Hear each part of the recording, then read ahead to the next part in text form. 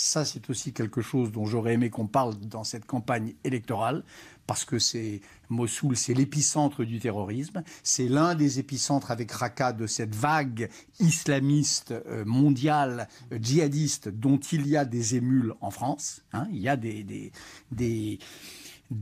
Français fascinés par le djihadisme, et pas seulement ceux qui passent à l'acte. Il y a aussi des intellectuels qui ont des indulgences pour Par exemple, quand vous parlez d'intellectuels qui ont des compétences coupables, pour les citer. Pour l'islamisme radical, par exemple, Tariq Ramadan a des indulgences coupables pour l'islamisme radical. Par exemple, tous les intellectuels qui nous disent que l'islamisme radical, c'est un problème de banlieue, c'est un problème de misère sociale, c'est parce qu'on a eu des problèmes quand on était enfant, etc. Ils ont des indulgences pour l'islamisme radical. Donc la bataille de Mossoul, elle permet de poser la vraie question de ce que c'est que ce troisième totalitarisme. Donc ça, c'est un vrai sujet. Après, est-ce que l'Irak peut survivre comme État ? Je ne crois pas.